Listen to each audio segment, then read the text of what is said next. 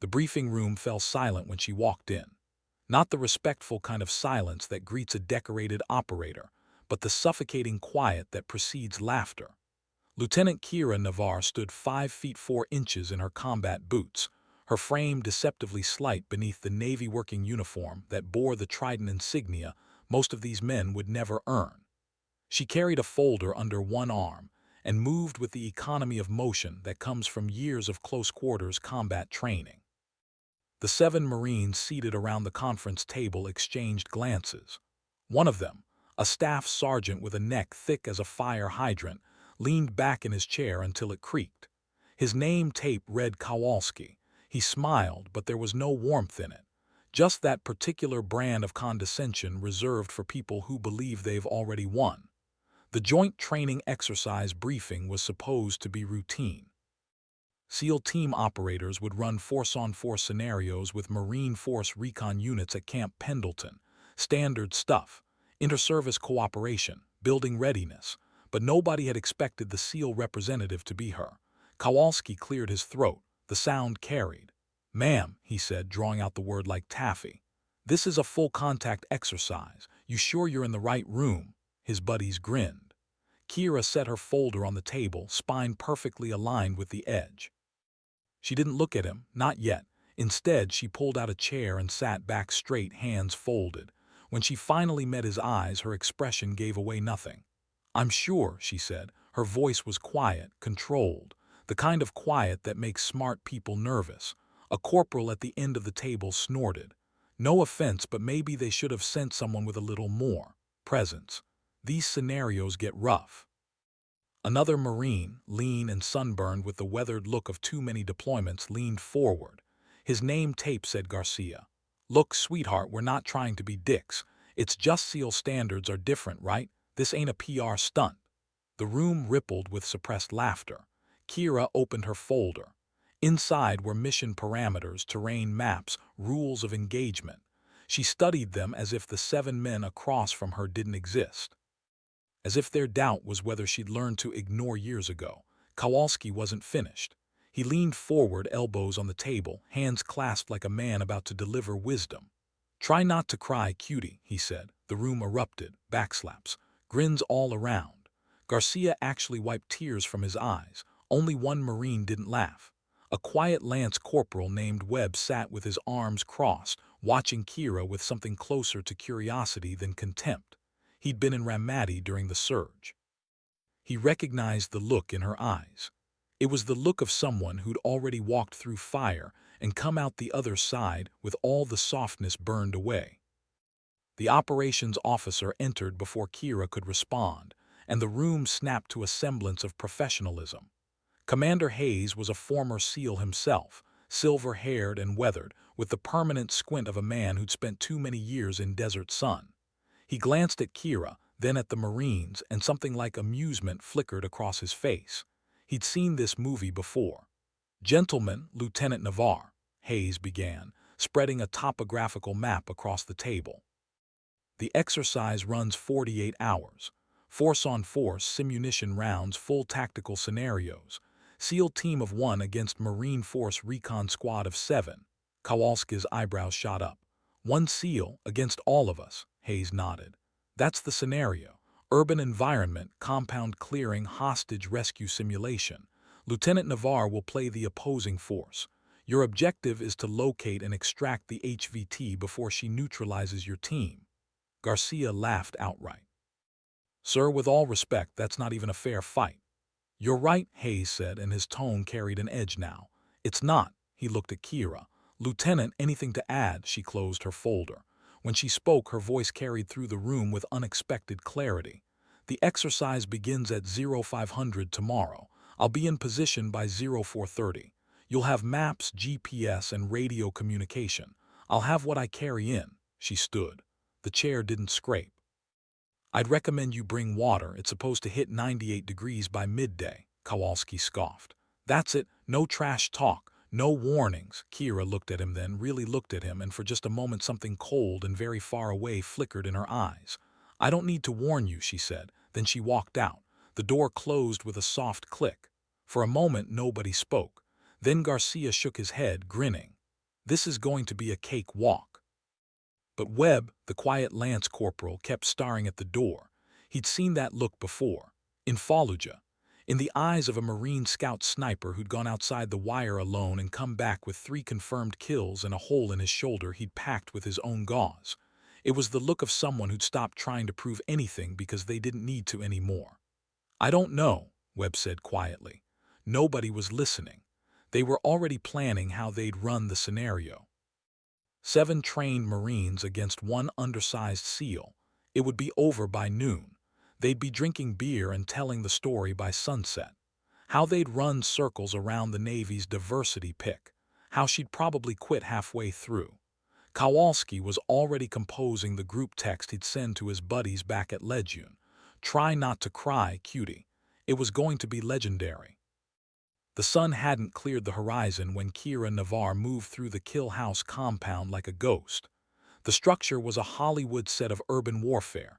3 buildings, narrow alleys, rooftops with sniper hides, and a central courtyard littered with barrels and abandoned vehicles. Simunition rounds left marks but didn't kill. Everything else was real. The exhaustion, the heat, the weight of gear and expectation. She'd been in position for 30 minutes, moving through the buildings with practiced efficiency, memorizing sight lines and exit points. Her kit was stripped down: plate carrier, helmet, rifle, sidearm, 3 magazines, and a combat knife. No radio, no backup.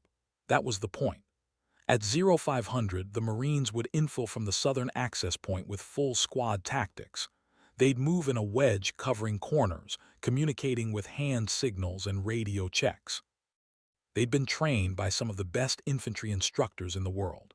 They'd run scenarios like this 100 times. But Kira had run them 100 times while people were actually shooting back. She settled into an overwatch position on the 2nd floor of the northernmost building. Through a gap in the plywood covering the window, she had a clear view of the southern approach.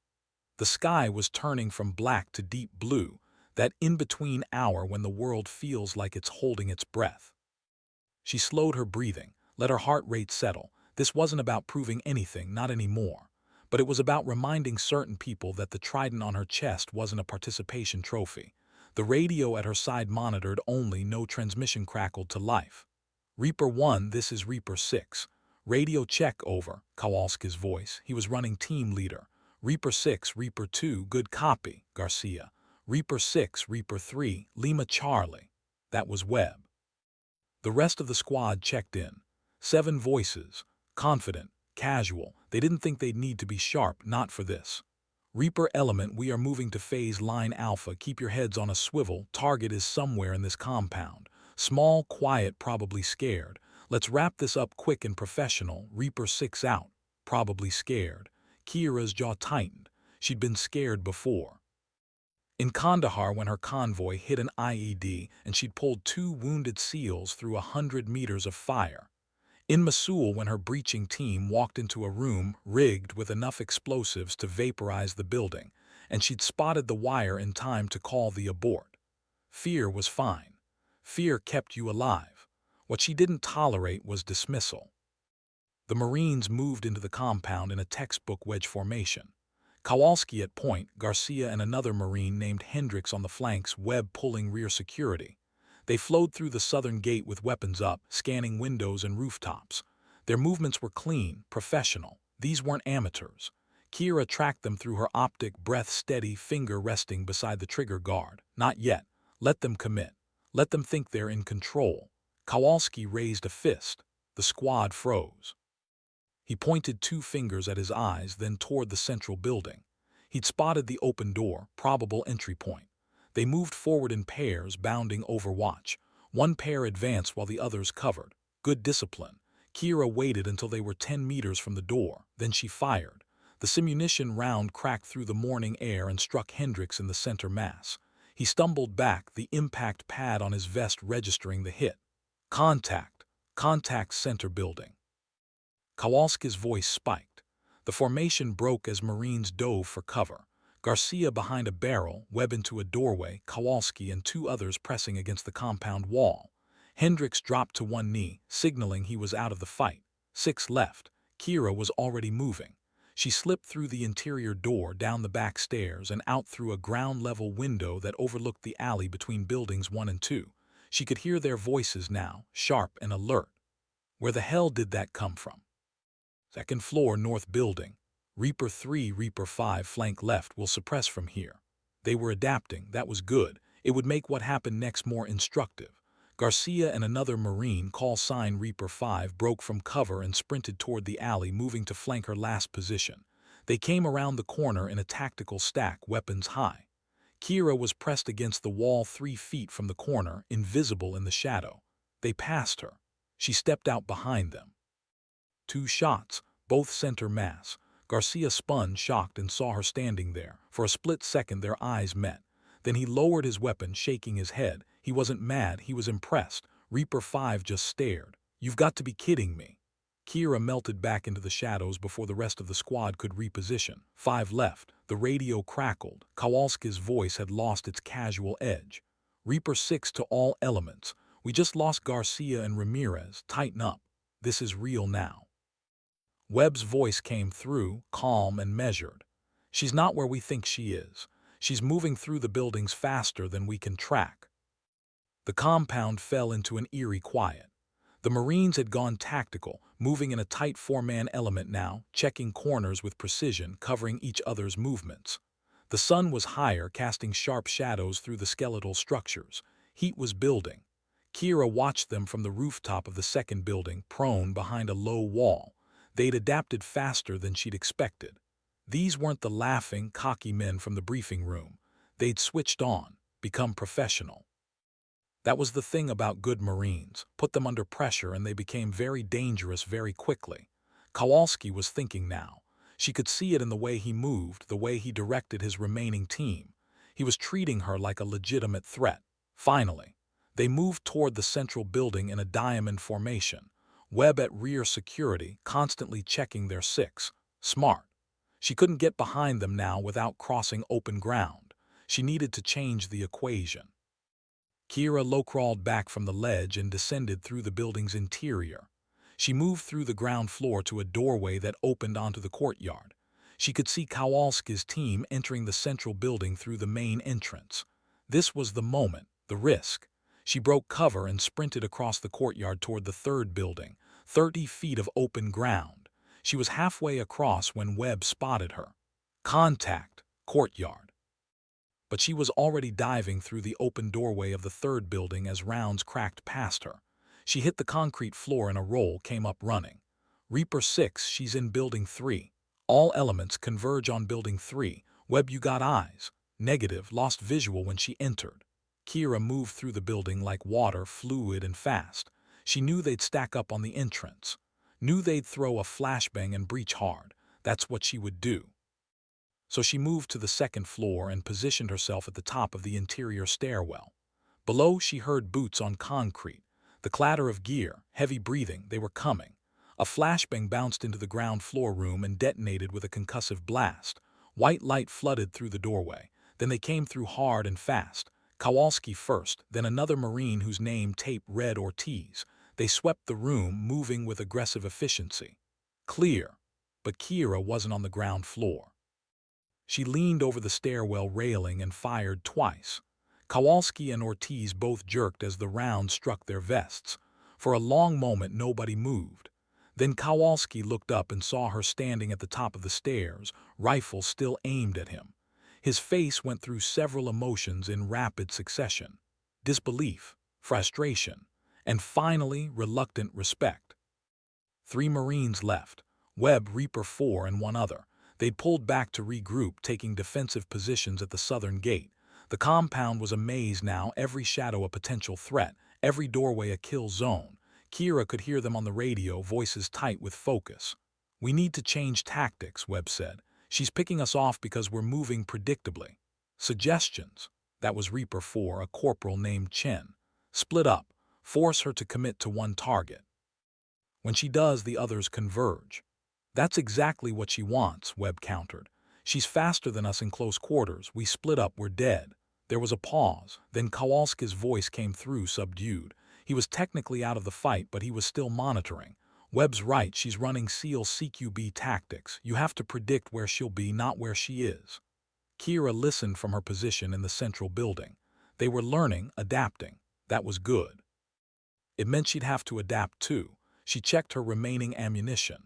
1 magazine left, 16 rounds against 3 still capable Marines. The odds were evening out. The sun was brutal now, heat radiating off the concrete. Sweat ran down her spine beneath the plate carrier. She took a long drink from her hydration pack and settled in to wait. Patience was a weapon too. Minutes stretched out.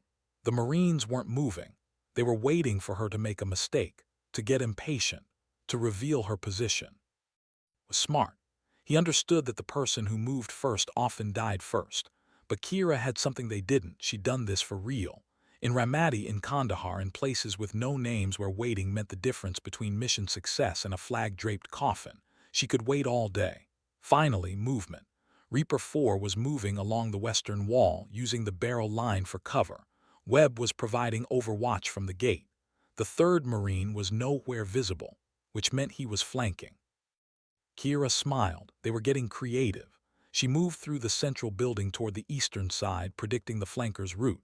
Sure enough, she caught movement through a window.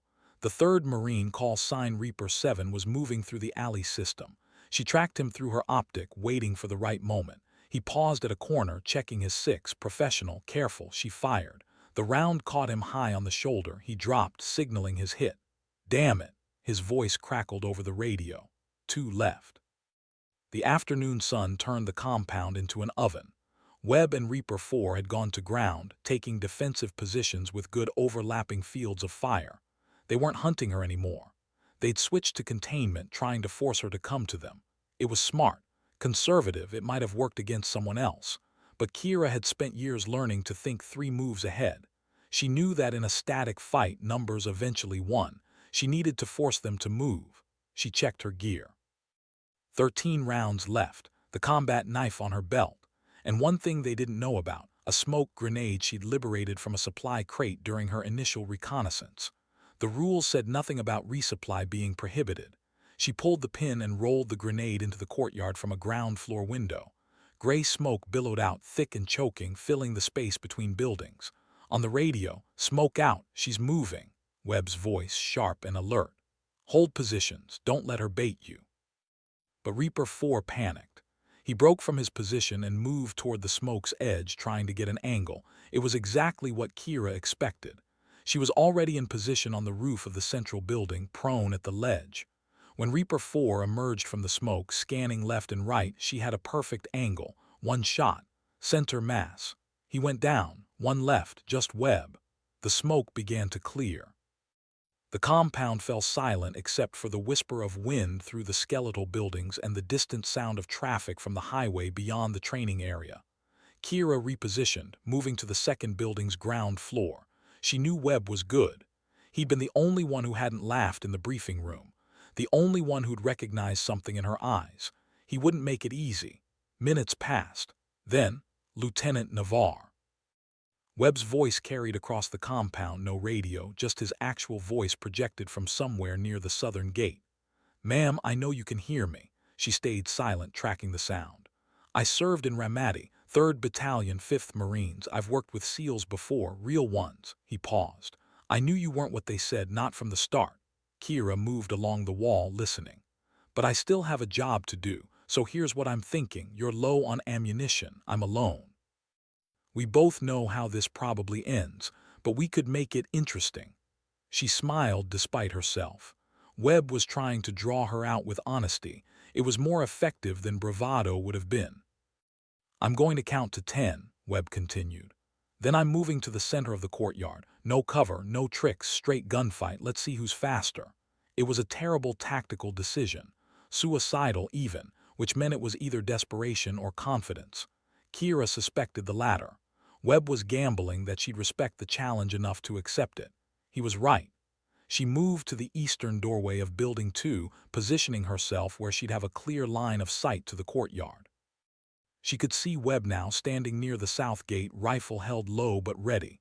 1. He started walking toward the center of the courtyard. 2. Kira stepped into the doorway, rifle up. 3. They saw each other at the same time. 4. Both weapons came up simultaneously. 5. Kira's finger touched the trigger. 6. Webb was fast, genuinely fast. 7. But Kira had done this when people were shooting real bullets. 8. She adjusted her aim by a millimeter. 9. Webb fired first. The round snapped past her shoulder, missing by inches. Kira fired a split second later. The round hit Webb square in the chest. He stumbled back, looked down at the impact mark, then looked at her. Slowly, he lowered his rifle and raised his hands in surrender. The exercise was over. For a long moment they stood there across the courtyard, the defeated Marine and the SEAL who just dismantled an entire squad. Then Webb did something unexpected. He smiled. Not a cocky smile, not a bitter one, a genuine smile of respect. He walked toward her, hand extended. When she took it, his grip was firm. "Damn, ma'am, that was textbook." Kira nodded. "You're good, better than good. That last stand was ballsy. Figured I was dead either way. Might as well go out with style." He glanced around at the compound where his teammates were emerging from their positions, covered in sweat and sim-round paint. "They're never going to let me live this down."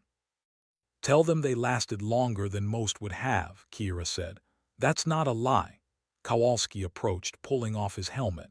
His face was red from heat and exertion, but the contempt from yesterday was gone, replaced by something harder to define. Chagrined respect, maybe, or the humility that comes from learning an expensive lesson. Kowalski's voice was different now, quieter. He looked at the ground, then forced himself to meet her eyes.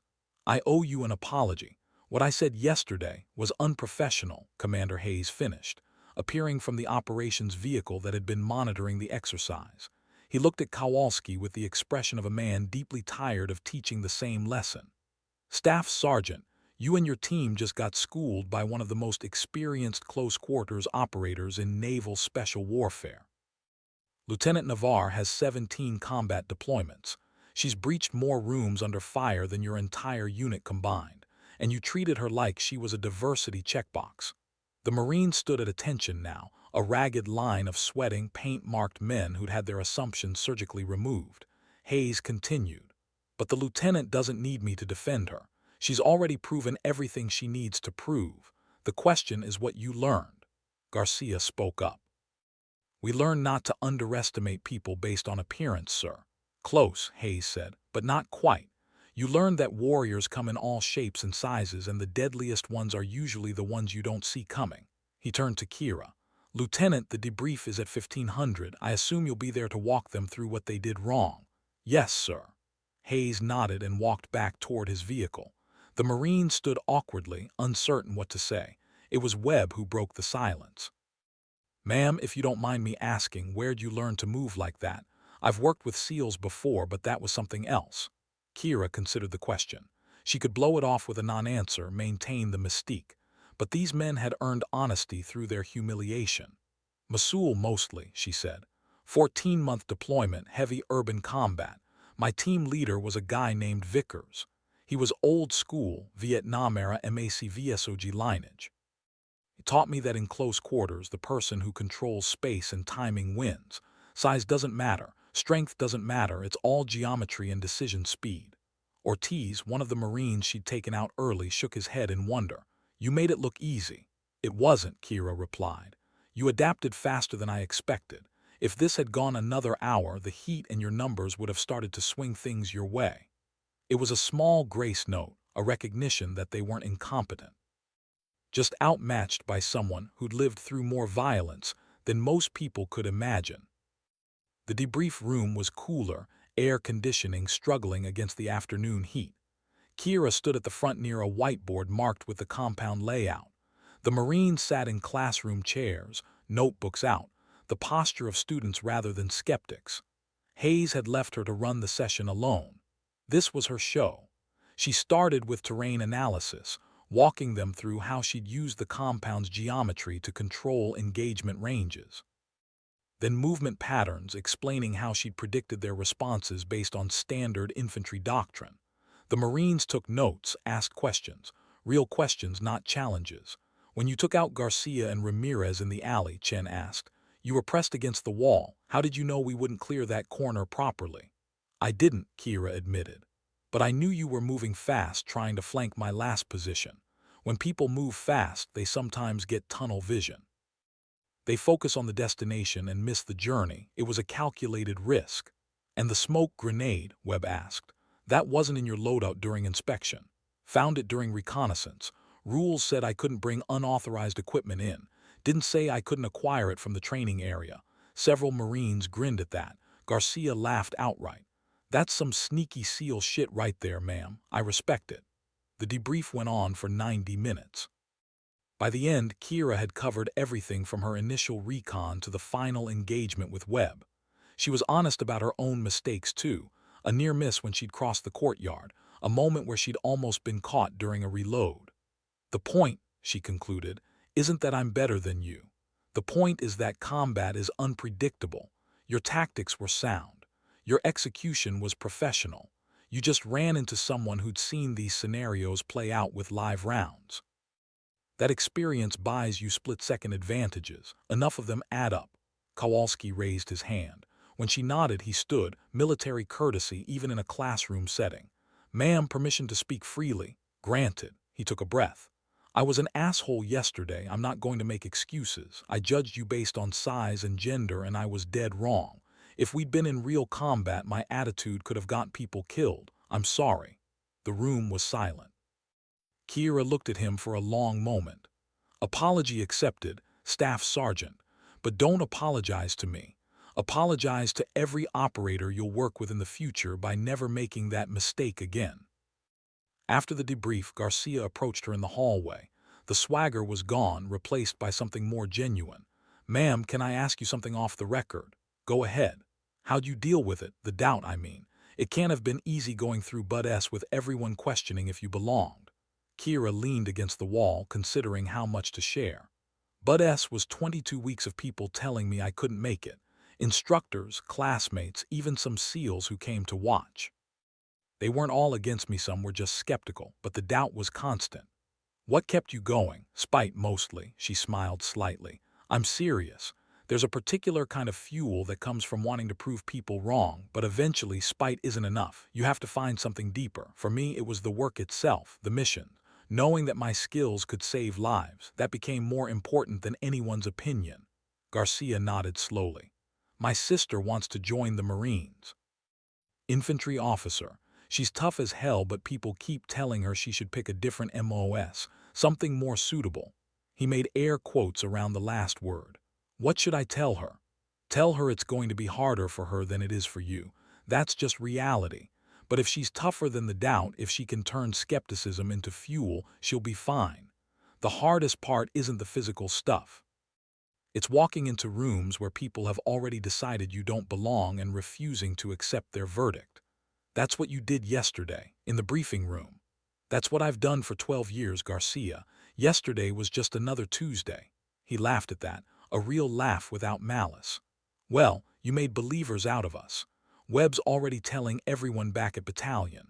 By tomorrow, the entire division's going to know about the SEAL who smoked a whole recon squad. Great, Kira said dryly. That's exactly the kind of attention I need. But she was smiling, because Garcia was right. Stories like this one traveled. They became legend. And legends changed minds in ways that policies and directives never could. You couldn't mandate respect. You had to earn it, one engagement at a time, until the pile of evidence became too high to ignore. She'd been earning it for 12 years. This was just another deposit in a very long account. That evening, Kira sat in her quarters at the BOQ, reviewing the after-action report on her laptop. Commander Hayes had already sent his assessment to higher headquarters. She scrolled through his summary. LT Navarre demonstrated exceptional tactical acumen, situational awareness, and combat effectiveness. Exercise objectives exceeded. Recommend continuation of joint CLMARSOC integration training with LT Navarre as lead instructor. Lead instructor. That meant more of these exercises, more briefing rooms full of skeptical Marines, more chances to prove the same point over and over. She should have felt tired at the prospect. Instead, she felt something else. Purpose, maybe, or obligation. She'd made it through the fire so that others wouldn't have to start from scratch. Every Marine she'd schooled today would remember the lesson. They'd carry it forward to their own teams. Some of them would become senior leaders who'd make different decisions about who got opportunities. It was slow, glacial even, but it was progress.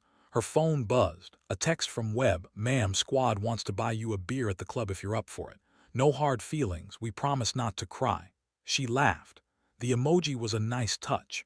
Bold even, considering what Kowalski had said yesterday. It meant Webb had a sense of humor about getting his ass kicked. That was a good quality in an operator. She texted back, 1900, first rounds on Kowalski though. 3 dots appeared then, he says that's fair. The club was crowded when she arrived, full of Marines decompressing after a week of training. She spotted Webb's group in a corner booth. They stood when she approached, not quite attention but respectful. Kowalski slid a beer toward her. "Guinness. Webb said you drink stout." "Good intel," she sat. The Marines settled around her, and for a while they just talked.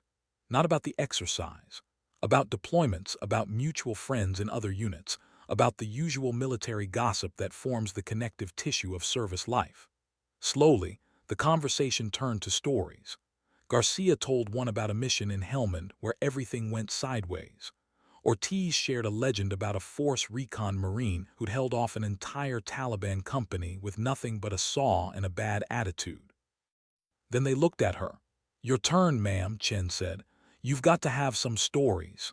Kira took a drink, considering. Most of her stories were classified or too dark for a casual evening, but there was one. "Kandahar 2019, she began. "My team got tasked with clearing a compound where an HVT was supposedly hiding. Intelligence said maybe 5 or 6 enemy fighters. Low risk." The Marines leaned in. They knew how these stories went. "We hit the compound at 0200, everything looked solid, breached the front door, started clearing rooms. Then we hit the third room and walked into an ambush. Turns out intelligence was wrong. There weren't 6 fighters, there were 20, and they'd been waiting." "Jesus," Webb muttered. "My team leader, Vickers, the guy I mentioned earlier, he took a round through his leg in the first exchange. Went down hard. 2 other guys got pinned down in the hallway. I was in the room with Vickers, and the only exit was through a doorway with at least 4 enemy fighters on the other side." "How'd you get out?" Garcia asked. Kira smiled.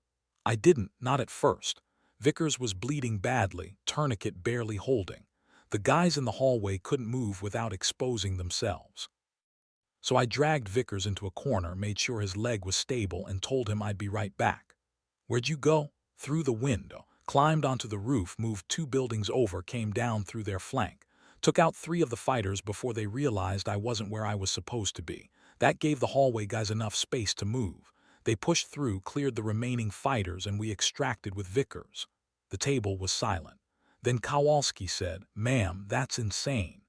"It was necessary. Vickers would have done the same for me. That's how teams work. You do what needs to be done." "What happened to Vickers?" Chen asked. "He's retired now. Lives in Montana, runs a backcountry guide service. Still has a limp, but he's alive. Sends me a Christmas card every year." Webb shook his head slowly. "That's the thing, isn't it? You've been through the real thing. We've been in firefights, but nothing like what you're describing. That's why yesterday felt different. You weren't running a training scenario. You were operating." "You would have done the same in my position," Kira said. "Training is training until it's not. Then it's just survival and mission completion. You guys have it in you. You just haven't been tested at that level yet." "Hopefully we never are," Ortiz said quietly. "Hopefully," Kira agreed. But they all knew the truth. Marines and SEALs didn't train this hard for scenarios that would never happen. The evening wore on, the conversation drifting to lighter topics. At some point, Garcia asked about her call sign. "Navarre," he said. "That's your actual name, right? So what do they call you?" "Everyone's got a call sign." She hesitated. Call signs were personal, often born from moments that defined you. Sharing one was a kind of intimacy, but these men had earned some trust today. "Wraith," she said finally. Kowalski nodded. "That fits. You moved like a ghost today." "It's from Mosul," she explained. "During that 14-month deployment, we did a lot of night operations, and I ended up pulling point for building entries. I'm small, so I could move through spaces quickly and quietly. The team started calling me Wraith because I'd clear rooms before anyone realized I was there." "That's badass," Chen said. "It's practical," Kira corrected. "In urban combat, especially at night, being small is an advantage." You present a smaller target, you can use cover more effectively, and people don't track your movement as easily. The call sign just stuck. Webb raised his beer. To Wraith, who taught us that underestimating people is a great way to get your ass handed to you. To Wraith, the others echoed, raising their glasses. Kira touched her beer to theirs, feeling something she hadn't expected to feel today, belonging. Not because they'd accepted her out of obligation or policy, but because she'd proven herself in the language they all spoke. Combat, even simulated combat, cut through everything else. It revealed who you were in ways that words never could.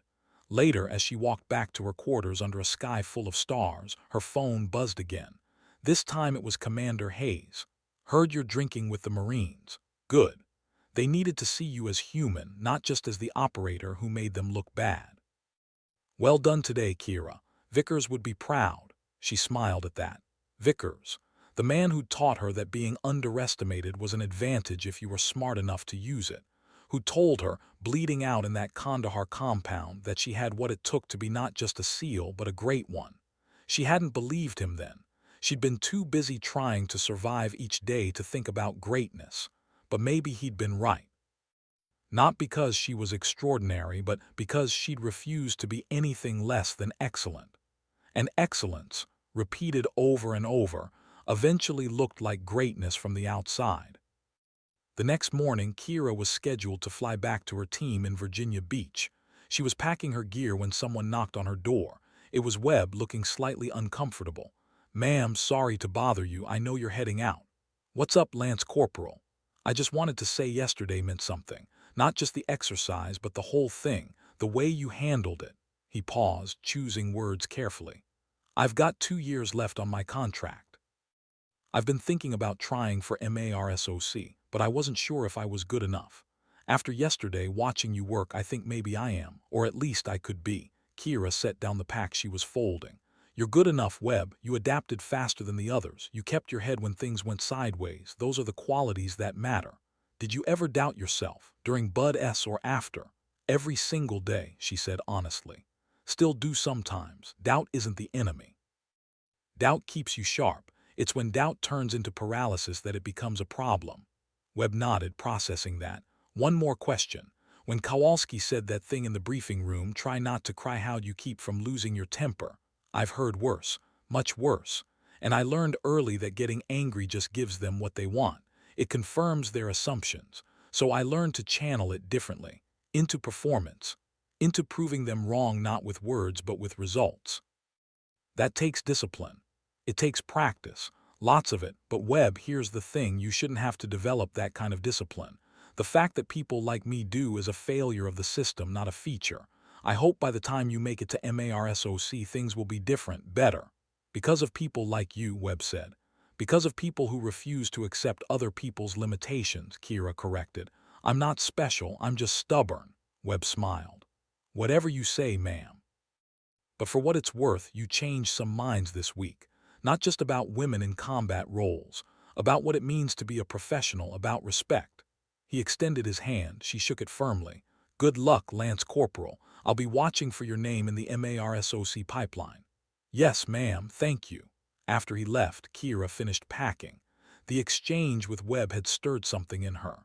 A reminder of why this work mattered beyond personal achievement. Commander Hayes met her at the airfield, watching as she loaded her gear into the aircraft. The morning was clear, the kind of California day that reminded you why people paid ridiculous prices to live here. "You made an impression," Hayes said. "Garcia's squad leader called me this morning.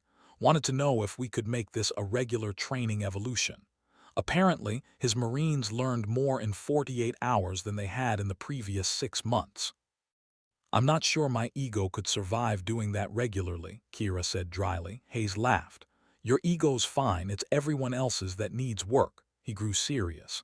"But actually, I want to talk to you about that. Higher Headquarters is interested in developing a formalized training program. Joint SEAL MARSOC close quarters tactics with you as the lead instructor. It would mean a 2-year rotation here in Pendleton." Kira felt her chest tighten. 2 years. 2 years of proving the same point over and over. 2 years of being the example, the symbol, The woman who had to be twice as good to be considered half as qualified. I'd be lying if I said the thought excites me, sir. I know, and I wouldn't blame you if you turned it down. You've earned the right to just be an operator, not a pioneer. But Kira, there's maybe 5 people in all of SOCOM who could run this program effectively. And you're the only one who can do it while also changing minds about who belongs in this community. That's a lot of weight, sir. It is, and it's not fair that you have to carry it, but fairness and reality don't always align. She looked at the aircraft, then back at Hayes. He was right, damn him. She could go back to Virginia Beach and run missions and be one of the team, or she could stay here and do something that might actually change the system. Can I think about it? Take a week. Talk to your team. But Kier, whatever you decide, know that you've already done more than anyone had a right to ask. If you say no, nobody's going to judge you for it. She nodded. Hayes stepped back as she climbed into the aircraft.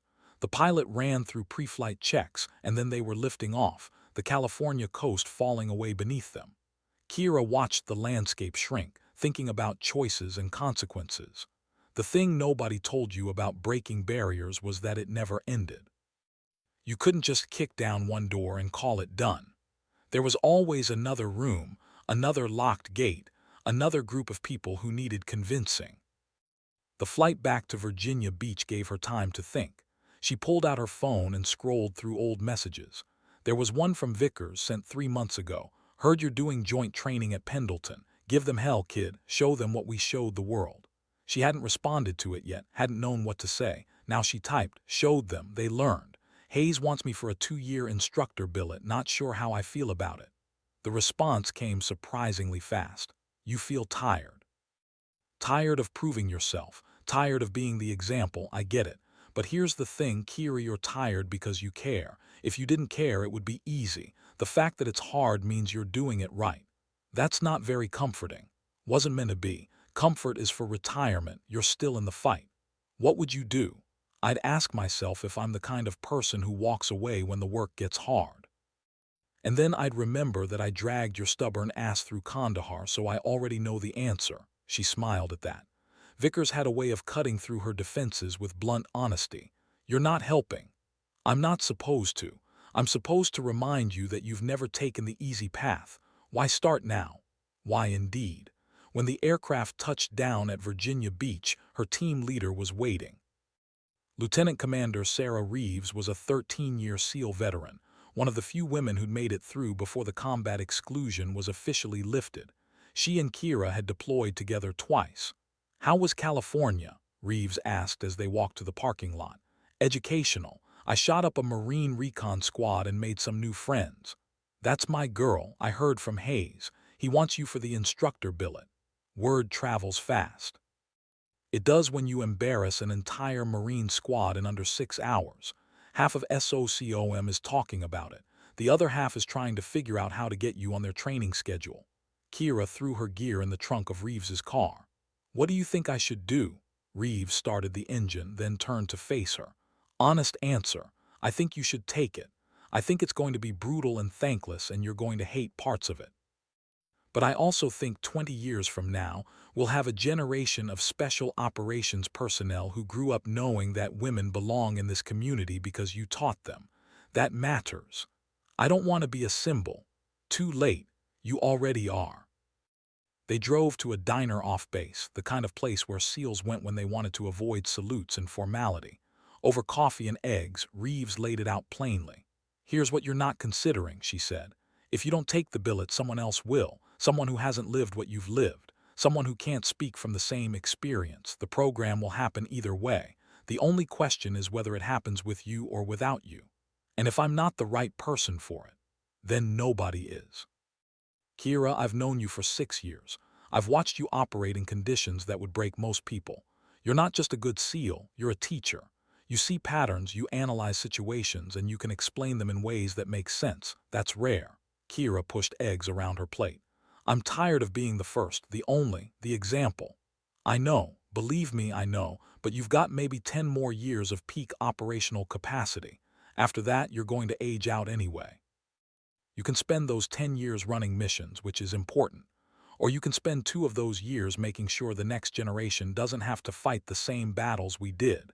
Both choices are valid, but only one of them changes the system. The waitress refilled their coffee. Outside, the Virginia morning was humid and gray, the kind of weather that made you remember this was swampland before it was a naval base. Hayes said, "I have a week to decide." Then take the week. Talk to the team. See how you feel. But Kiera, whatever you decide, make sure it's your decision. Not what you think you should do, not what other people expect, what you actually want. That was the problem, though. Kiera wasn't sure what she wanted. She'd spent so much of her career focused on the next mission, the next deployment, the next challenge that she'd never stopped to consider the bigger picture. What did she want her legacy to be? The SEAL who ran the most missions, or the SEAL who made it easier for those who came after? Back at the team compound, her squad mates were already hearing rumors. They cornered her in the gear room, firing questions. Is it true you took down 7 Marines by yourself? Did Kowalski really say that thing in the briefing room? Are you really leaving for Pendleton? She held up her hands. Yes, yes, and maybe. Hayes offered me an instructor billet. I haven't decided yet. The team room fell silent. These were men she deployed with, trained with, trusted with her life. Their opinions mattered. Finally, Chief Petty Officer Marcus Cole spoke up. Cole was a 20-year veteran, scarred and graying, with the kind of calm authority that came from surviving too many close calls. "Ma'am, I'm going to be blunt. We don't want to lose you. You're one of the best operators in the squadron. But if Hayes is asking, it's because he knows you can do something important." Another team member, a younger SEAL named Tors, added, "I got a sister who wants to join the Navy, wants to be a SEAL. Every time I talk to her, she asks me if it's possible, if she can actually make it. I never know what to tell her." "What do you want to tell her?" Kira asked. "I want to tell her it's hard but possible, that she'll have to be tougher than me, smarter than me, and twice as good to get half the credit, but that it's worth it. That there are people like you who have proven it can be done." Tors looked uncomfortable, like he'd revealed more than he intended. "If you go to Pendleton and run this program, I can tell her that the Navy is serious about making it work, that it's not just talk." Cole nodded. "Kid's got a point. This isn't just about you, Lieutenant. It's about what comes next." Kira felt the weight of their expectations settling on her shoulders. It would be so much easier to say no. To stay here with her team, run missions, be just another operator, but Reeves was right. She was already a symbol whether she wanted to be or not. The only question was what she did with that. "I'll think about it," she said finally. "That's all I can promise right now." The team accepted that and moved on to other topics. But later, as she was cleaning her weapons, Cole approached her alone. "Ma'am, can I share something?" "Of course, Chief." "When I came through Bud S, there was a guy in my class, Martinez. He was Filipino, maybe 5'6", weighed about 130 pounds. Everyone said he was too small, that he'd never make it. Instructors rode him hard, classmates gave him shit, but he refused to quit. What happened to him? He made it through, became one of the best point men I ever worked with. Died in Afghanistan in 2011, taking a room that should have been cleared by someone else. Saved his entire team." Cole paused. "The thing is, Martinez spent his entire career proving he belonged. Every single day. It ground him down, even though he never showed it." "It's a hell of a story, Chief. I'm not done. After Martinez died, I was at his memorial. His sister spoke. She said something I've never forgotten. She said, 'My brother spent his whole life being the first. I hope someday someone else gets to be the second.'" Cole looked directly at Kira. "You're the first, ma'am, but if you take this instructor billet, you're creating the seconds, the thirds, the hundreds. Martinez never got that chance. You do." The weight of it crashed over her. Cole was right. Martinez was right. Even Kowalski, in his clumsy, painful way yesterday, had been right. The system didn't change itself. It changed because people who'd survived it turned around and made it better. "Chief, that's not fair." "No, ma'am, it's not, but neither was Kandahar, neither was Mosul, neither was any of the shit we've done. Fairness doesn't enter into it." He picked up his rifle and headed for the door. "For what it's worth, we'll be fine without you. We're professionals. But the program Hayes wants to build, that needs you specifically. So yeah, we'll miss you, but we'll understand." After he left, Kira sat alone in the gear room surrounded by the tools of her trade. Rifles, plate carriers, helmets, night vision. the physical manifestation of years of training in combat, but none of it meant anything without context, without purpose. She pulled out her phone and called Hayes. "Commander, it's Navarre. I've made my decision." "That was fast. I said you could take a week." "Don't need it, sir. I'll take the billet. 2 years at Pendleton, but I have conditions." "Name them." "1. I want full autonomy over curriculum design. 2. I want the authority to fail Marines who don't meet standards regardless of rank or political pressure. 3. I want it in writing that this program is about capability, not optics. We're building better operators, not checking boxes." There was a pause, then Hayes laughed low and approving. "Done. All 3. I'll have the orders cut by end of week. Welcome to the instructor cadre, Lieutenant. Try not to make too many Marines cry." "No promises, sir." She hung up and sat for a moment, letting the decision settle. It didn't feel triumphant. It felt heavy, like she just volunteered to carry a burden that would define the next 2 years of her life. But it also felt right, like she'd finally stopped reacting to what the world demanded and started shaping it instead. The news spread quickly. Within hours, the entire SEAL community seemed to know that Wraith was heading to Pendleton. The messages started rolling in, congratulations mixed with warnings, support laced with concern. One message stood out. It was from a former teammate, a SEAL named Dawson who'd been medically retired after taking shrapnel in Helmand. "Heard about Pendleton. Proud of you, but be careful. Teaching is harder than operating. You can't shoot your way out of a bad class. And some of those Marines are going to hate you just for existing. Stay strong," she replied. "Thanks for the warning, but I've been hated before. It's not fatal." "True, but it's exhausting. Make sure you take care of yourself." That evening, Reeves took her out for drinks. They sat at a beachside bar, watching the sunset paint the Atlantic in shades of orange and red. The kind of moment that reminded you why you fought to protect this country, even when the country didn't always protect you back. "Second thoughts?" Reeves asked. "Third and fourth thoughts," Kira admitted, "but I'm doing it anyway." "That's brave. That's stubborn. There's a difference," Reeves smiled. "Sometimes stubbornness is the bravest thing we've got. When I went through Bud S, there were exactly 0 women. Now there are a handful. In another 10 years, there might be dozens.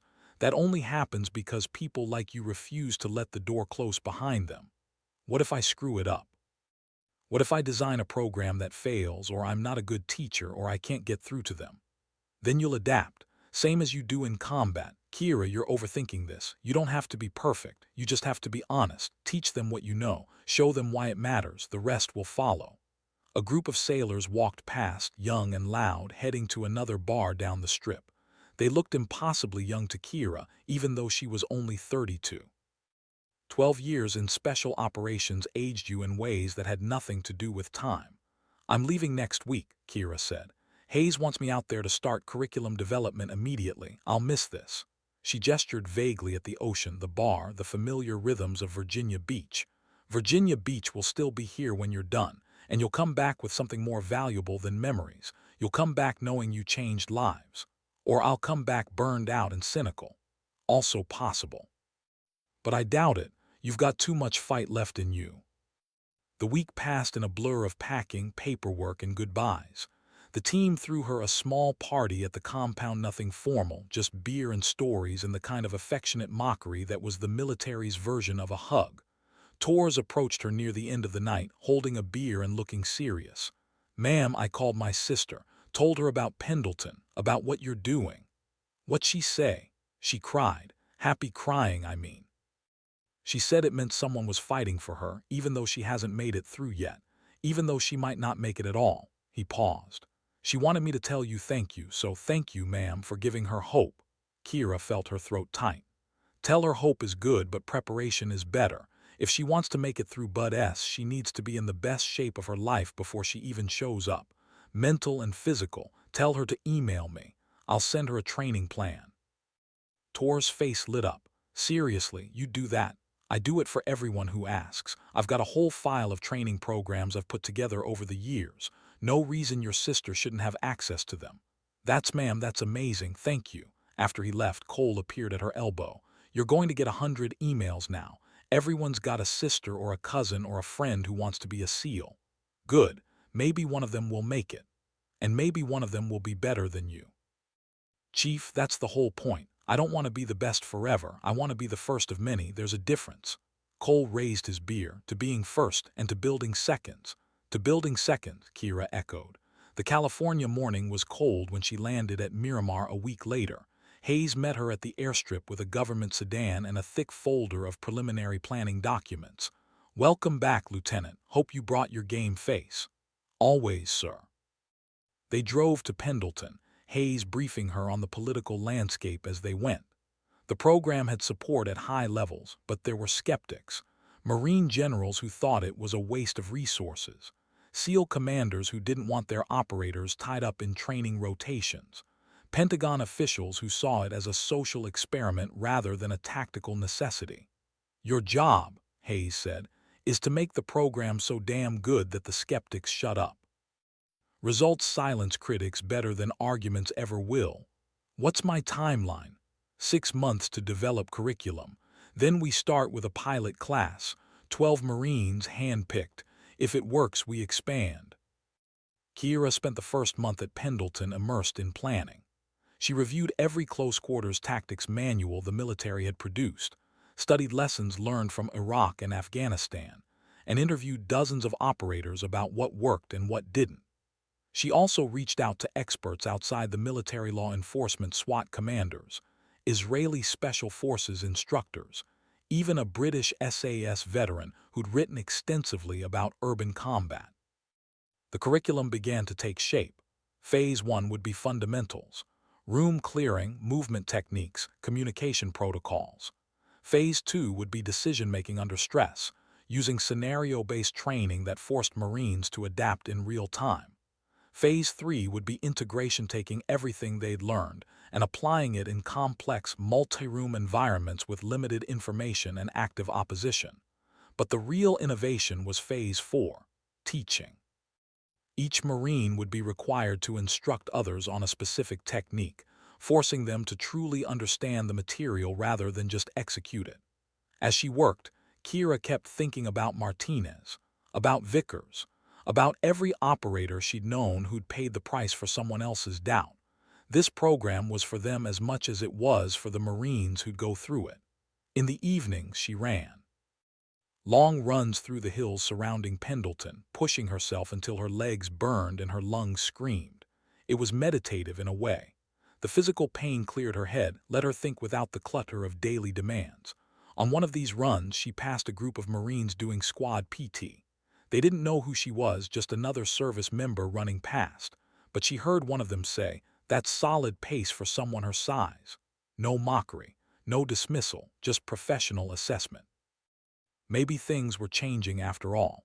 Small moments, small shifts, but small things accumulated into big changes if you gave them enough time. By the end of the first month, she had a draft curriculum. She presented it to Hayes and a panel of senior enlisted SEALs and Marines. They tore it apart, which was exactly what she'd expected. Too much material in Phase 2, not enough stress inoculation in Phase 3. The teaching requirement in Phase 4 was interesting but needed refinement.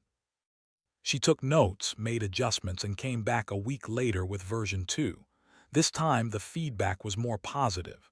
"This could work," said a Marine Master Sergeant named Briggs. He was old school, with 30 years in and a face that looked like it had been carved from granite. "But you're going to need assistant instructors. One person can't run this alone." "I've already requested 2 SEALs from my old team," Kira said. "And I'd like 2 experienced Marines. Briggs, I want you as one of them." Briggs looked surprised. "Ma'am, I'm a gunner. I run ranges, not classrooms." "You're a Marine with 3 decades of experience. You've seen what works and what doesn't. I need that perspective. I need someone who can call bullshit when I'm overcomplicating things." He considered this. "You're serious?" "Completely. This program only works if it's joint. If Marines see this as SEALs telling them how to do their jobs, it'll fail. But if they see it as a collaboration, as different communities sharing lessons learned, it has a chance." Briggs nodded slowly.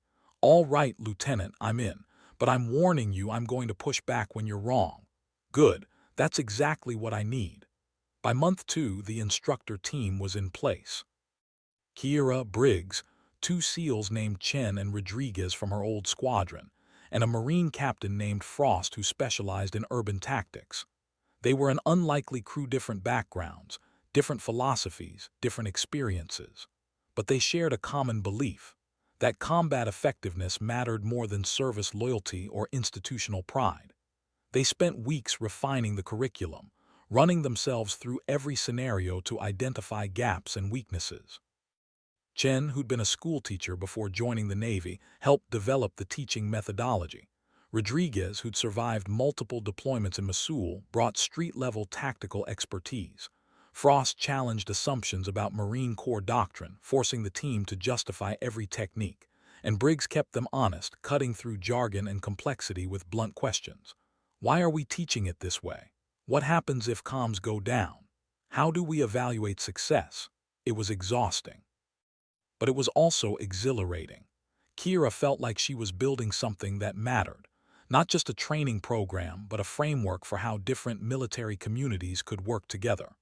By month 3, they were ready to test the curriculum. Hayes arranged for a squad of Marines to volunteer as guinea pigs, experienced operators who'd give honest feedback. The first iteration was rough. The Marines struggled with some techniques, excelled at others, and identified at least a dozen places where the instruction wasn't clear. But they also saw the value.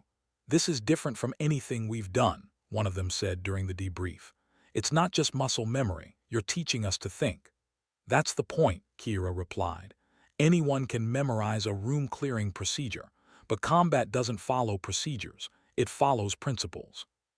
We're teaching you the principles, so you can adapt to whatever you face." The second test iteration went better. The third was better still. By month 4, Kira and her team had refined the curriculum into something sharp and effective. They'd eliminated redundancies, clarified confusing sections, and added stress inoculation exercises that pushed students to perform under conditions that mimicked combat. Word was spreading.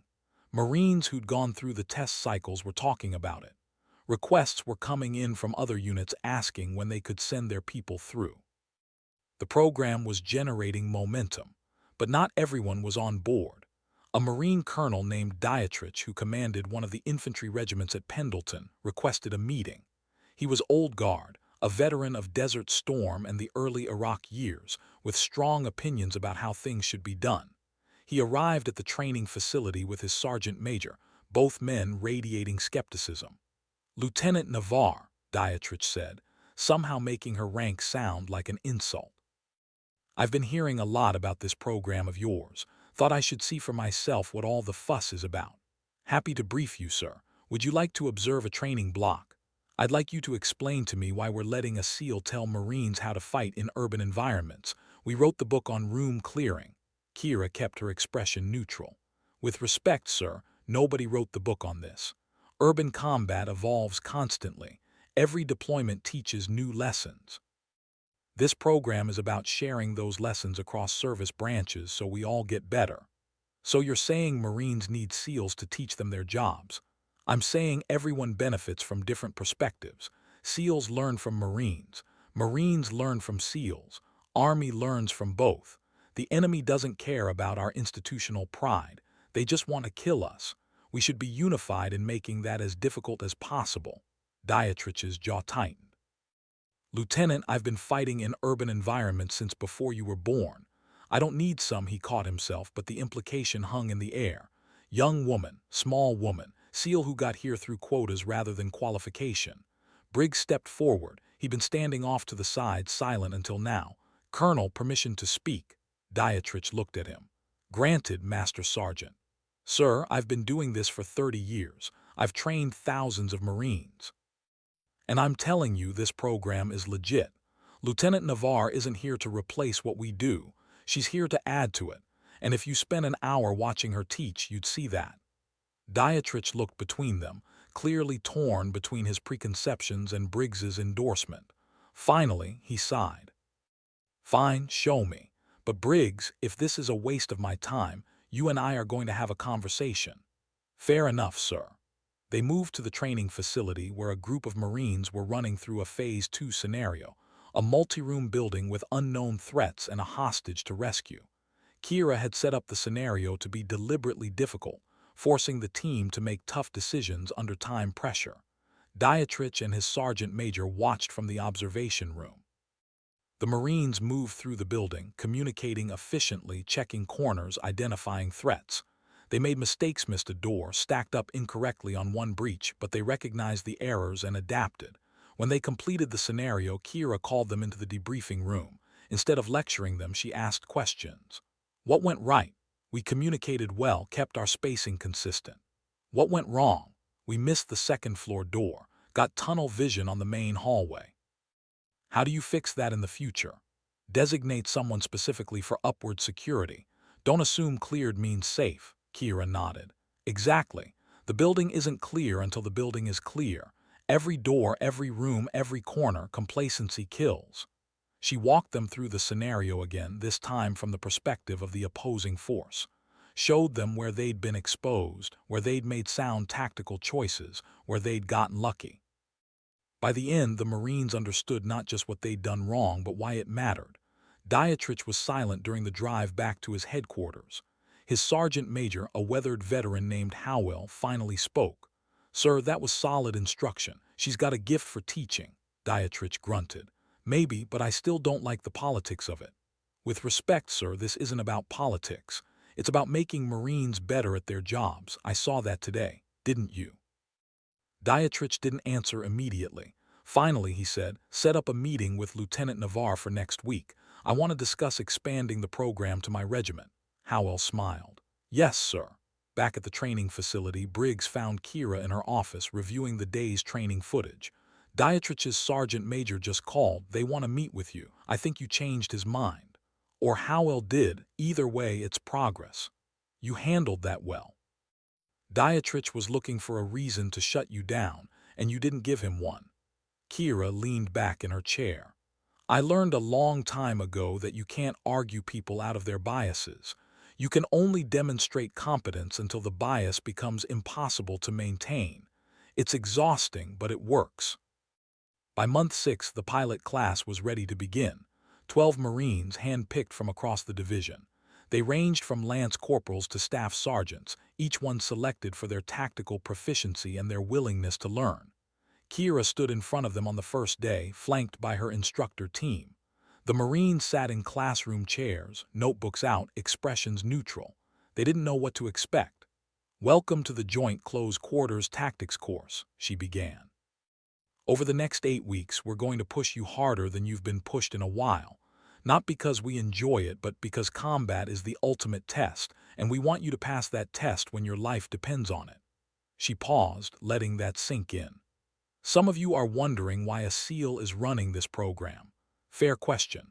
The answer is, because I've done this for real in places where mistakes had permanent consequences. I've cleared rooms in Mosul, Kandahar, Ramadi, and a dozen other cities you've never heard of. I've made mistakes and learned from them. That knowledge is what I'm offering you." One Marine, a corporal named Davis, raised his hand. "Ma'am, no disrespect, but what makes SEAL tactics better than Marine Corps tactics?" "Nothing," Kira said immediately. "This isn't about SEAL tactics being better. It's about taking the best practices from every community, SEALs, Marines, Rangers, SAS, whoever, and distilling them into a coherent methodology. You're going to learn techniques that came from Marine Force Recon. You're going to learn techniques that came from SEALs. You're going to learn techniques that came from urban police units. The source doesn't matter. Effectiveness matters." Another Marine, a sergeant named Park, spoke up. "What's the failure rate for this course?" "Good question. The answer is, I don't know yet. You're the first class, but I can tell you this. If you put in the work, if you stay humble and hungry, you'll make it through. If you come in thinking you already know everything, you'll struggle." The first week was brutal. Kira and her team ran the Marines through fundamentals at a pace that left them exhausted and sore. Room-clearing drills until their movements became automatic. Communication exercises until they could coordinate silently with hand signals. Stress shoots where they had to make accurate shots while physically exhausted. But Kira also made sure to explain the why behind every technique. Why you slice the pie a certain way. Why you stack in a specific formation. Why you check your 6 even in a supposedly cleared room. The Marines responded. They were tired, occasionally frustrated, but they were learning. By week 3, the class had gelled into a cohesive unit. They pushed each other, competed with each other, but also supported each other. Kira watched them evolve from individuals into a team and felt something like pride. One evening, after a particularly demanding training day, Davis approached her. "Ma'am, can I ask you something personal? Depends on how personal. How'd you deal with it? Being the only woman in SEAL teams, that must have been." He trailed off, unsure how to finish. "Difficult, frustrating, infuriating," Kira smiled. "All of those, but also clarifying. When you're the only one, you learn fast that your performance speaks louder than any argument, so I stopped arguing and started performing." Were people hostile? Some were, most were just skeptical. They'd been told women couldn't hack it, so when I showed up, their worldview was challenged. People don't like having their worldviews challenged. It makes them defensive. But you changed their minds. Some of them, others retired still believing I was a fluke. You can't win everyone over. The goal isn't universal acceptance. It's creating enough evidence that the skeptics become irrelevant. Davis nodded thoughtfully. "I've got a girlfriend who wants to join the Marines, infantry. She's tough, but she's worried about how she'll be treated." "Tell her 3 things," Kira said. 1. It's going to be harder for her than it is for you, and that's not fair, but it's reality. 2. If she's tough enough to succeed, she'll be tougher than most of the men around her. 3. The military is changing slowly, and every woman who makes it through makes it easier for the next one. She won't be doing it just for herself. That's what you're doing, isn't it? Making it easier for the next ones. That's what I'm trying to do. Whether I succeed or not, we'll find out in a few years. By week 6, the class was running complex scenarios that mimicked real-world combat. Multi-building compounds, hostage situations, unknown enemy numbers. The Marines operated with confidence now, making decisions quickly and adapting when things went wrong. Park, the sergeant, had become the informal leader. He was smart, tactical, and had a gift for keeping his teammates focused under pressure. During one debrief, Kira pulled him aside. "You've got command presence, Park. Ever thought about putting in a package for Force Recon?" "Maybe. After this course, I'm definitely thinking about it." "You should. You've got the skills and you've got something else, the ability to make people better around you. That's rare." The final week culminated in a 48-hour exercise. The Marines would run continuous scenarios with minimal sleep, testing their ability to maintain performance under exhaustion. It was modeled after Hell Week from Bud S., but compressed and focused on tactical skills rather than pure physical endurance. Kira and her instructor team rotated through, evaluating every decision, every movement, every communication. The Marines were exhausted, running on adrenaline and stubbornness. But they kept functioning. When it was over, when the last scenario ended and the Marines stumbled out of the kill house covered in sweat and sim-round paint, Kira gathered them for the final debrief. "You made it," she said simply. "8 weeks ago, you were 12 individuals. Now you're a team. You've learned techniques that will save lives, yours and the people you operate with. But more importantly, you've learned how to think under pressure, how to adapt when plans fall apart, how to keep fighting when you're exhausted and scared." She paused. "Some of you came in skeptical, wondering why a SEAL was teaching Marines. I hope by now you understand this was never about SEALs versus Marines. It was about warriors learning from warriors, about communities sharing knowledge so we all get better." Davis raised his hand. "Ma'am, I just want to say, speaking for the class, thank you. This was the hardest training I've ever done, and the best." The other Marines nodded, murmuring agreement. Park stood. 3 cheers for Lieutenant Navarre and the instructor team. "Hip hip, hooray." The Marines shouted it 3 times and the sound echoed through the facility. Kira felt her eyes sting. She blinked the moisture away, maintaining composure, but inside something shifted. For the first time since taking this assignment, she felt like she'd done something that mattered, not just for herself, but for everyone who'd come before and everyone who'd come after. The graduation ceremony was small. Just the class, the instructors, Commander Hayes, and a handful of senior Marines, but it felt significant. As Kira handed out the course completion certificates, she made eye contact with each Marine, remembering their struggles and breakthroughs. When she reached Park, he whispered, "Thank you, ma'am, you changed my life." "You did the work, Sergeant. I just pointed the way." After the ceremony, Hayes pulled her aside. "The program's approved for expansion. We're going to run 4 classes next year, then 8 the year after. You're going to be busy. Good.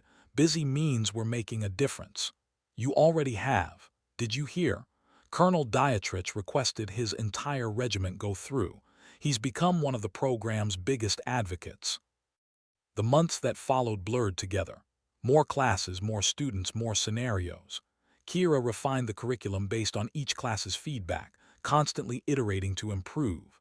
The program developed a reputation. Marines competed to get slots. Word spread to other bases, other commands. Requests came in from Army units, from Air Force pararescue, from allied nations. The Joint Tactics program was becoming something bigger than anyone had anticipated, but the work was grueling. Kira taught 5 days a week, developed curriculum on weekends, and spent evenings reviewing footage and writing assessments. She was exhausted in a way that had nothing to do with physical tiredness. It was the exhaustion of carrying weight, of being responsible not just for her own performance but for everyone who'd learned from her. One night she called Vickers. He answered on the second ring. "Wraith, haven't heard from you in a while. You still alive?" "Barely. How's Montana?" "Cold, quiet." "Everything California isn't. How's the program?" "Exhausting, rewarding, terrifying. I'm teaching my 4th class right now. They're good, but I keep wondering if I'm giving them what they need." "You are, trust me. If you weren't, people would be complaining. Instead, they're lining up to get in. That tells you everything." "I don't feel like I'm doing enough." "That's because you care. People who don't care always feel like they're doing enough. People who do care never do. It's the paradox of giving a shit." Kira laughed despite herself. "That's profound, Vickers. I have my moments, but seriously, Kira, you're doing important work. Don't lose sight of that when you're buried in the day-to-day grind. You're changing the military from the inside. That matters. Some days it doesn't feel like it matters. Some days it feels like I'm just repeating the same lessons over and over. That's called teaching. Welcome to the profession. But here's the thing, every Marine you train is going to train others. Your impact multiplies. 20 years from now, there will be operators running missions who never met you but learned techniques that originated from this program. That's legacy. After they hung up, Kira sat in her quarters staring at the ceiling. Legacy. The word felt heavy. She'd never thought much about legacy before. She'd been too focused on surviving each day, each deployment, each challenge. But now, for the first time, she could see beyond herself. Could see a future where women in special operations weren't anomalies but expectations, where small operators weren't questioned but respected, where competence mattered more than demographics. 18 months into the program, Kira received an unexpected visitor. A young woman in Navy fatigues appeared at the training facility looking nervous but determined. She couldn't have been more than 22. "Ma'am, I'm Petty Officer Emma Torres. I'm scheduled to class up for Bud S in 3 months. Someone told me I should talk to you first." Kira recognized the last name. "Torres, any relation to a SEAL named Torres, works at Little Creek." "He's my brother, ma'am. He gave me your email address 2 years ago, said you'd send me a training plan. You did. I've been following it religiously." So this was Tor's sister, the one he'd called after Kira had taken the Pendleton assignment. "How's the training going?" "Good, ma'am. I can run, swim, and ruck with anyone in my unit, but I wanted to meet you in person before I ship out, to say thank you and to ask." She hesitated. "Ask for advice." "Yes, ma'am." Kira gestured to a bench outside the facility. They sat, the California sun warm on their backs. "Advice is easy. Follow it is harder. But here it is. 1. Stay healthy. Injuries end more Bud-S careers than lack of willpower. 2. Build your crew. Find the people who will push you when you want to quit and push them back. 3. Don't try to be one of the guys. Be better than the guys. 4. Remember that pain is temporary but quitting is permanent. 5. Know that you're not doing this just for yourself. Every woman who comes after you will have an easier time because you paved the way." Emma was taking notes on her phone. When she finished, she looked up. "Ma'am, do you think I can make it?" "I don't know you well enough to say, but your brother thinks you can and he's a good judge of character. More importantly, you showed up here asking for help, which means you're smart enough to use every resource available. That counts for a lot." "Were you scared during Bud S?" "Terrified, every single day. But fear is fine. Fear means you understand the stakes. It's when you stop being afraid that you get complacent, and complacency gets you killed." Emma nodded slowly. I'm scared they won't take me seriously, that they'll think I only got in because of quotas.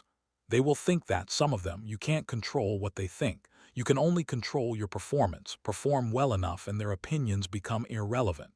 Is that what you did? That's what I'm still doing, every single day.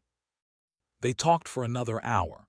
Kira shared stories from her own Bud-S experience, the moments of doubt and triumph.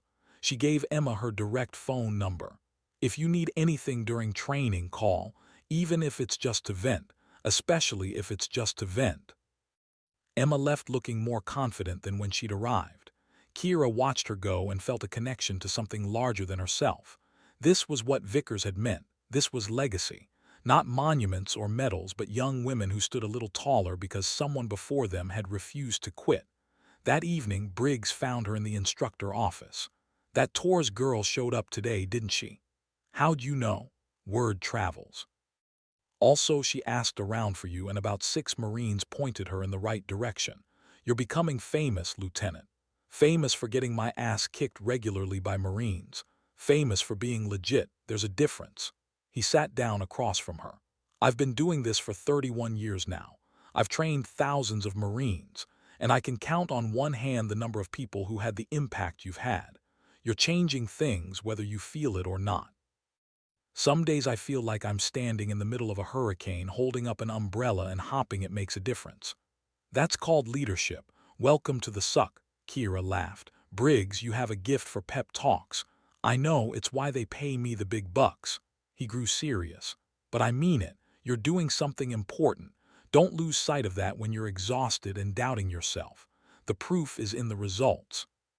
Dietrich's regiment just had the highest combat readiness scores in the division. Park made it into Force Recon. Davis is instructing new infantry Marines using techniques he learned here. The program works.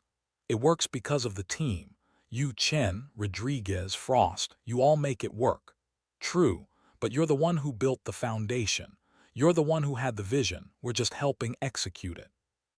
After Briggs left, Kira pulled out her laptop and started reviewing footage from the day's training. It was her nightly ritual, watching the students, identifying mistakes, planning how to address them tomorrow. But tonight, she also watched herself. Saw the way she moved through the compound during demonstrations, the way she explained concepts, the way she connected with students. She looked tired, more tired than she'd realized. The 18 months at Pendleton had aged her in ways that 12 years of combat hadn't, but she also looked purposeful, like she'd found something worth the exhaustion. Maybe that was enough. The 2-year mark approached faster than Kira had anticipated. Her rotation at Pendleton was almost over. She trained nearly 200 Marines through the program, developed a curriculum that was being adopted by other training commands, and built a team of instructors who could carry on the work without her. Commander Hayes called her in for a final evaluation. "Well, Lieutenant, you've exceeded every expectation. The program's a success. Marine Corps is requesting it be made permanent. Got funding allocated for the next 5 years. You should be proud." "Thank you, sir. It was a team effort." "It was, but you were the catalyst. Now the question is, what's next for you?" Kira had been thinking about that question for weeks. Virginia Beach was calling, her old team, real missions instead of training scenarios, the chance to just be an operator again without the weight of representation. "I'd like to return to my squadron, sir. I've got maybe 6 good years left before I age out. I'd like to spend them doing what I trained for." Hayes nodded. "Understandable, but I want to put something else on your radar. SOCOM is standing up a new joint task force focused on urban combat. They want experienced operators who can think strategically. Your name came up." "What kind of task force?" "The kind that runs real-world operations in denied areas. High-risk, high-impact missions. But also the kind that shapes doctrine for the entire special operations community. You'd be operating, but you'd also be influencing how we fight for the next decade." It was tempting, more tempting than it should have been. "Can I think about it?" "Take a week." But Kira understands something. You've proven you can do more than just operate. You can lead. You can teach. You can change systems. Not many people can do all three. The community needs you doing all three. She left his office with more questions than answers. That weekend, she drove down to San Diego and sat on the beach, watching the waves roll in. The ocean had always helped her think, made the big questions feel smaller somehow. What did she want? Not what people expected, not what would further the cause. What did she actually want? The answer surprised her. She wanted to operate. She wanted to kick in doors and clear rooms and feel the adrenaline spike of real missions. But she also wanted what she'd built at Pendleton to continue. Wanted Emma Tours to make it through Bud S. Wanted Park to become a Force Recon legend. Wanted the next generation to not have to fight the battles she'd fought.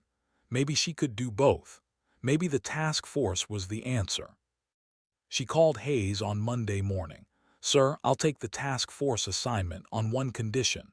Name it. I want to keep a finger in the training program. Guest instructor slots, curriculum review, whatever you need. I'm not ready to walk away from it completely." Done. Report to Fort Bragg in 6 weeks for task force integration. Congratulations, Lieutenant. You've earned this. The final weeks at Pendleton were bittersweet. Kira said goodbye to her instructor team, to the Marines she'd trained, to the facility that had become home. On her last day, the current class threw her an impromptu going away. They presented her with a plaque. "To Lieutenant Kira Wraith Navarre, the SEAL who taught Marines that size doesn't matter, only skill. Thank you for making us better." She accepted it with uncharacteristic emotion, her voice catching. "You guys made yourselves better. I just showed you the path. Keep pushing. Keep learning. And when you're training the next generation, remember everyone deserves a chance to prove themselves. Don't judge them before they step up." The applause echoed through the facility. Briggs walked her to her car afterward, carrying the plaque. "You're going to do great things at the task force, Lieutenant, but we're going to miss you here. You'll be fine. You've got this." "I know, but it won't be the same." She looked back at the compound one last time. 2 years ago, she'd arrived here tired and skeptical. Now she was leaving. What? Still tired but also fulfilled. Still skeptical about some things but convinced about others. "Briggs, promise me something." "Anything, ma'am. Keep the standards high. Don't let people water down the program. Don't let politics compromise the training. This works because it's hard, because it demands excellence. The minute it becomes easy, it becomes worthless. You have my word." They shook hands, and then Kira got in her car and drove away. In her rearview mirror, she watched the compound shrink and disappear. Another chapter closed, another one beginning. The drive to Virginia Beach took 4 days. She stopped in small towns, ate at diners, slept in cheap motels. It was good to be anonymous again, just another person on the road, not a symbol or a pioneer. In Tennessee, she stopped at a roadside memorial for fallen service members. It was a simple thing, a flagpole, some plaques, a small garden. She read the names, recognizing a few. Martinez was there. So was a SEAL named Chen who died in Syria. So were dozens of others who'd paid the ultimate price. She stood there for a long time, thinking about sacrifice and legacy. Virginia Beach welcomed her back with familiar sights and sounds. The team compound looked the same. The ocean smelled the same. Even the humidity felt like home. Tours met her at the gate, grinning. "Welcome back, ma'am. Heard you're only here for a few weeks before you ship out to Bragg." "That's the rumor. How's your sister?" "She's in Buddas right now. Week 3. She's suffering, but she's hanging in there. Your training plan helped a lot." "Good. Tell her I'm proud of her. Tell her to keep pushing." Team had changed in her absence. New faces, a few retirements, the inevitable churn of military life, but the core remained. Cole was still there, a little grayer but still sharp. Reeves had moved up to squadron commander. They held a team dinner her first night back, and it felt like coming home. Stories were shared, lies were told, and beer was consumed in quantities that would horrify Navy leadership. But underneath the camaraderie, Kira felt something different. She'd changed. The team hadn't. They were still focused on the next mission, the next deployment, the next firefight. That was good. That was what operators did. But Kira couldn't stop thinking about Emma Tours in Bud S, about the Marines she'd trained who were now training others, about the systems and structures that needed changing. She'd crossed some invisible line, become something more than just an operator, a mentor, a leader, a symbol whether she wanted to be or not. Reeves pulled her aside after dinner. "How was Pendleton?" "Exhausting, rewarding, life-changing if I'm being honest." "You look different, more settled, I guess, like you figured something out." Maybe. I think I realized that my value isn't just in what I do individually, it's in what I enable others to do. That's a weird thing to accept when you've spent your whole career focused on personal performance. That's called maturity or leadership, take your pick. I prefer crisis of identity, Reeves laughed. Whatever you call it, it suits you. The task force is lucky to have you. But Kira, don't lose yourself in the mission. Remember to take care of yourself too. You've been running at full speed for 2 years. At some point you need to slow down. I'll slow down when I'm dead. That's what worries me. They stood on the beach behind the compound, watching moonlight reflect off the water. Kira felt the weight of everything she'd done and everything still left to do. It was overwhelming and exhilarating in equal measure. Fort Bragg was different from Virginia Beach. Less water, more pine trees, and a sense of serious purpose that permeated everything. The Joint Task Force was small 30 operators from across SOCOM, handpicked for their experience and tactical acumen. Kira was one of 2 SEALs. The rest were Rangers, Green Berets, Marine Raiders, and a handful of Air Force Special Tactics operators. The task force commander was a colonel named Sawyer, a ranger with multiple tours in Afghanistan and Iraq. He gathered the team on the first day and laid out the mission. We're the tip of the spear for urban combat operations. When conventional forces can't go, when the target is too sensitive or too dangerous, we go. But we're also the laboratory. Every mission we run, we're evaluating tactics and techniques. What works, what doesn't, what needs to change. You're not just operators. You're innovators. Kira felt a spark of excitement. This was what she'd been looking for, the intersection of operational work and systemic improvement. The first few months were intense. The task force ran exercises at urban training sites across the country, refining tactics and building cohesion. Kira brought techniques from Pendleton, and they were absorbed into the task force's standard procedures. She also learned from the other operators Ranger tactics for high-intensity raids, Green Beret approaches to working with partner forces, Marine Raider techniques for amphibious operations. They deployed twice in those first 6 months, once to East Africa for a counterterrorism operation, once to South America for a hostage rescue. Both missions were successful. Both missions validated the task force concept. But it was after the second deployment that something significant happened. Kira was reviewing after-action reports when her phone rang. Unknown number, she almost didn't answer. Hello? Ma'am, this is Petty Officer Emma Torres. I made it. I graduated Bud S. Kira felt her chest tighten with emotion. Emma, congratulations. How do you feel? Exhausted, proud, terrified. Ma'am, I couldn't have done it without your help. The training plan, the advice, just knowing someone like you had made it through it kept me going on the bad days. You did the work, Emma. Nobody can give you Bud S. You have to earn it. I know, but I wanted to tell you first, before I even told my brother, because you're the reason I believed it was possible. After they hung up, Kira sat in her office for a long time. She thought about the briefing room at Pendleton, about Kowalski's mockery, about the long road from that moment to this one. Emma Torres was a Bud S. graduate, a female SEAL, the second in history, and there would be more. Because Emma would train others, inspire others, show them it could be done. The years continued. Kira ran missions with the task force, deployed to conflict zones, and kicked in doors in places whose names would remain classified for decades. But she also kept her promise to Hayes. She returned to Pendleton twice a year as a guest instructor, teaching blocks on decision-making under stress and sharing stories from her deployments. The program had grown. What started as an experiment was now institutionalized. Hundreds of Marines had gone through it. Other services were adapting it. Allied nations were requesting access, and the students kept getting better. She watched them evolve, saw the techniques she'd taught being refined and improved. That was how it should be. Each generation standing on the shoulders of the previous one, reaching a little higher. 5 years into her task force rotation, Kira was promoted to lieutenant commander. It came with new responsibilities: planning, coordination, strategic thinking. Less time kicking in doors, more time in meetings and briefings. It should have felt like a loss. Instead, it felt like evolution. She was 40 years old now, still fit, still capable, but aware that her time as a frontline operator was finite. That was okay. She'd done the work, made the deployments, earned the respect. Now it was time to focus on the next phase. Colonel Sawyer called her into his office one afternoon. "Kira, I'm putting you in for a new position. SOCOM is creating a Special Operations Training and Education Command. They need a deputy commander, someone with operational experience and institutional knowledge, someone who understands both the tactical and strategic levels. I recommended you." "Sir, I'm honored, but I'm not sure I'm the right person. There are more experienced officers. There are more senior officers, but there's nobody with your specific combination of skills. You've run missions, developed training programs, mentored the next generation, and pushed the community forward. You're exactly the right person." She left his office in a daze, deputy commander.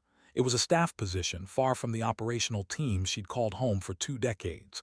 But it was also influential, a chance to shape how the entire special operations community trained and prepared for future conflicts. That night she called Vickers. He answered with his usual gruff hello. "Kid. What's up?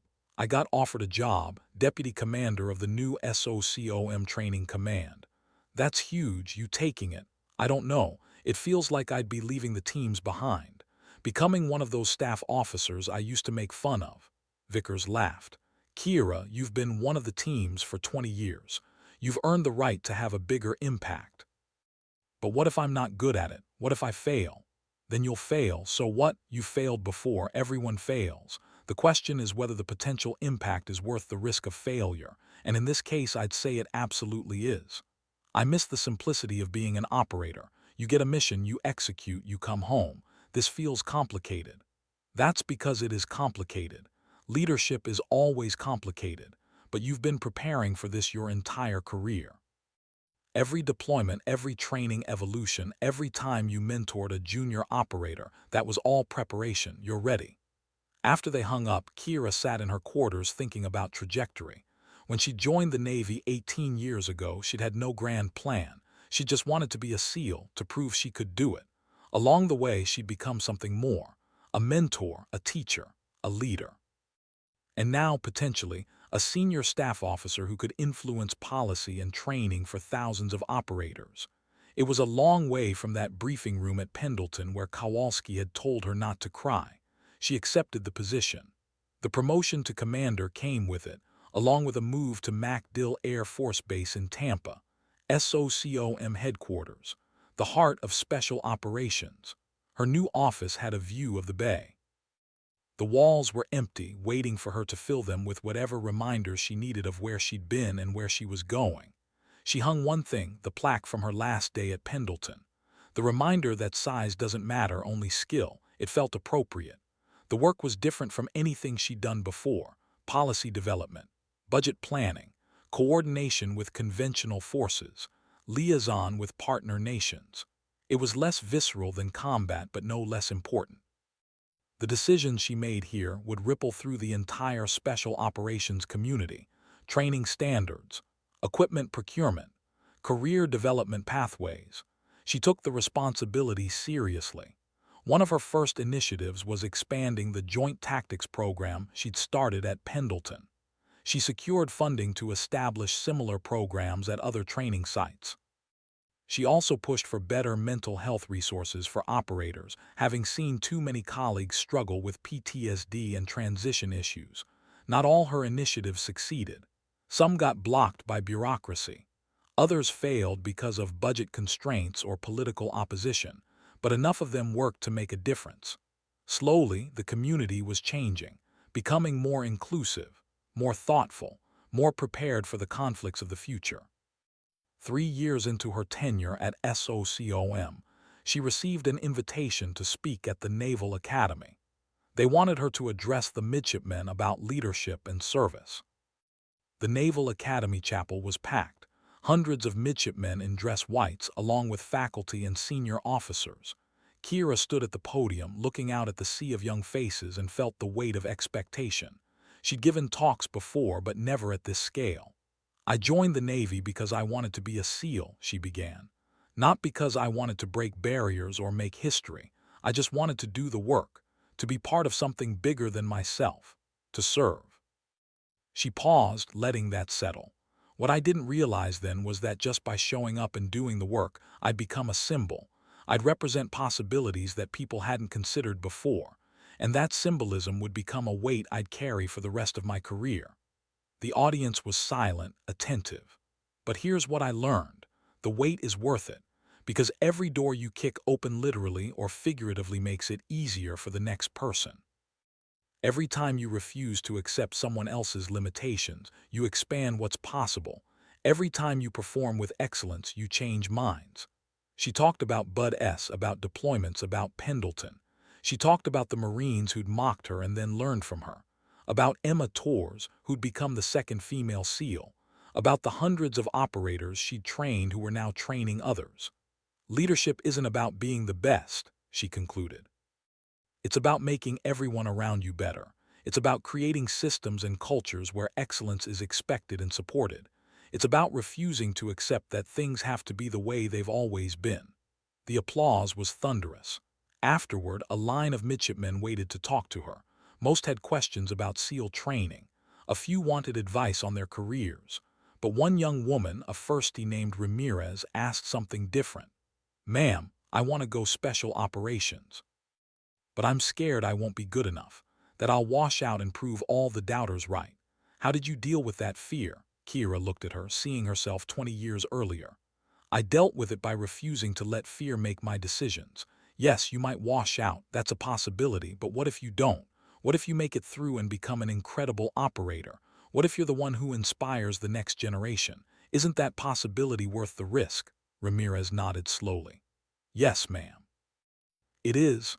Then don't let fear decide. Let purpose decide. And Ramirez, when you class up for your pipeline, call me. I'll send you resources, and I'll be cheering for you." "Thank you, ma'am. That means everything." 5 more years passed. Kira made Captain '06 and took command of the Naval Special Warfare Center.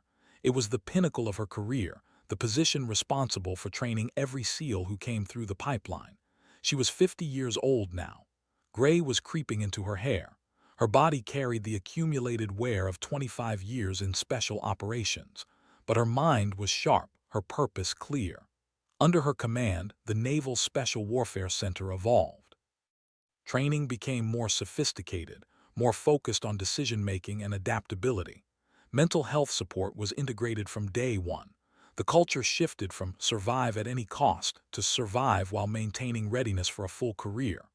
Female candidates were no longer anomalies. Emma Torres had paved the way, and now there were dozens more in the pipeline. Some made it, some didn't, same as the men. That was equality, equal opportunity to succeed or fail based on merit. One afternoon, Torres, now a lieutenant herself, visited the center. She'd become an instructor at the West Coast SEAL team, teaching close-quarters combat. They had lunch in Kira's office, reminiscing about the journey. "Ma'am, I've been thinking about something," Emma said. "When I went through Bud S., I was the second woman ever. It was hard, but it was easier than it would have been for.